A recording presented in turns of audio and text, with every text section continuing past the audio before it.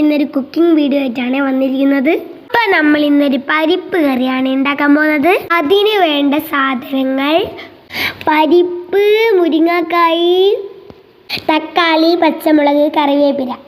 അപ്പോൾ മുരിങ്ങവാള അവിടെ മാറ്റി വെച്ച് പരിപ്പും തക്കാളിയും പച്ചമുളകും കൂടി വേപ്പിക്കുക. പിന്നെ അതിലേക്ക് ആവശ്യത്തിൽ ഉപ്പ്, മുളക്, മഞ്ഞൾ എന്നിവ ചേർത്ത് കുക്കറിൽ വെച്ച് വേപ്പിക്കുക. അപ്പം ഇതൊക്കെ സെറ്റായി അടുപ്പത്തേക്ക് വെക്കുകയാണേ. നമ്മൾ ഇത് പാകം ചെയ്യാൻ ഉപയോഗിക്കുന്നത് കരണ്ടടുപ്പാണേ.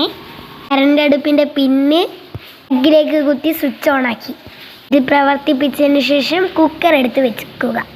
നമ്മൾ ഈ കുക്കറിന് 2 വിസിൽ വരുവോളം കാത്തു നിൽക്കണം.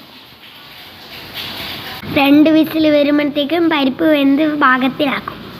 നമ്മൾ മുരിങ്ങക്കായ് അതിൻ്റെ അത് ചേർക്കാഞ്ഞത് അത് വെന്ത് അടിഞ്ഞു പോകാതിരിക്കാനാണ്. പരിപ്പ് സെറ്റായിട്ടുണ്ടേ. അതിനുശേഷം ഈ പരിപ്പിലേക്ക് നമ്മൾ മാറ്റി വെച്ച മുരിങ്ങക്കായ് കൂടെ ചേർത്ത് കൊടുക്കുക. വേണമെങ്കിൽ നമുക്ക് 1 വിസിൽ കൂടെ ഇട്ട് കൊടുക്കാവുന്നതാണ്. അപ്പോഴത്തേക്കും നമുക്ക് മൊത്തത്തിൽ വെന്ത് പാകത്തിലാവും.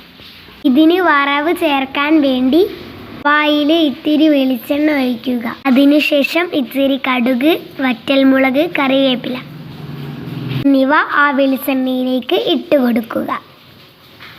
കടുക് നന്നായി പൊട്ടി മുളക് ഒരു ബ്രൗൺ കളർ ആവുന്നവരെ കാത്തിരിക്കാം. അതിനുശേഷം കറിവേപ്പില കൂടെ ചേർക്കാം.